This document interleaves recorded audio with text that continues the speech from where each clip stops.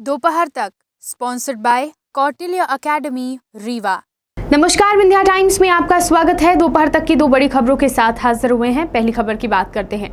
निकाय चुनाव को लेकर पार्टियां एक के बाद एक दांव खेल रही हैं। बीते दिन असदुद्दीन ओवैसी ने मध्य प्रदेश निकाय चुनाव में चुनाव लड़ने का ऐलान किया था और अब आम आदमी पार्टी की तरफ से भी एक दांव खेला गया है। आम आदमी पार्टी भी निकाय चुनाव में उतरने की घोषणा कर चुकी है। आम आदमी पार्टी ने निकाय चुनाव में अपने उम्मीदवार उतारने का फैसला कर लिया है। इसके अलावा आपने ये दावा किया है कि बीजेपी और कांग्रेस के कई नेता आम आदमी पार्टी के संपर्क में हैं और आम आदमी पार्टी से संपर्क साध रहे हैं। ये जो दावा आम आदमी पार्टी की तरफ से किया गया है, ये मध्य प्रदेश बीजेपी और कांग्रेस दोनों की ही परेशानियां बढ़ा सकता है। निकाय चुनाव से पहले इस तरह का दावा पूरे जो समीकरण है मध्य प्रदेश में निकाय चुनाव के, उसको पूरी तरीके से बदल सकता है।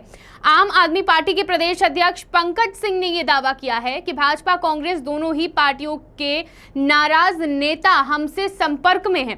पंकज सिंह का दावा है कि भाजपा कांग्रेस से जुड़े लोग आम आदमी पार्टी की तरफ से निकाय चुनाव लड़ने के लिए इच्छुक हैं।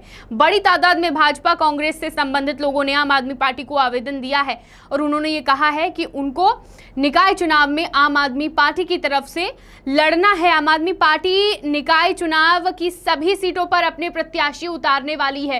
बीते दिनों ओवैसी के द्वारा ये घोषणा की गई कि निकाय चुनाव में उनकी पार्टी की तरफ से प्रत्याशी उतारे जाएंगे। हालांकि वो भोपाल, इंदौर और कुछ जगहों पर ही है, पूरे 52 जिलों में नहीं।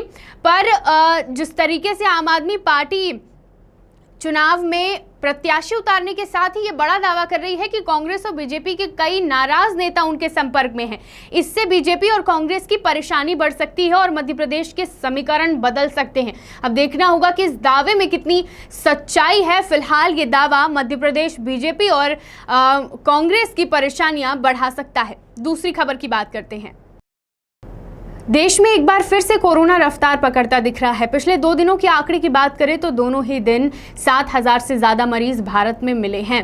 अब इसका असर मध्य प्रदेश में भी देखने को मिल रहा है। मध्य प्रदेश की राजधानी भोपाल में संक्रमण बढ़ रहा है और इसके संकेत मिलने लगे हैं।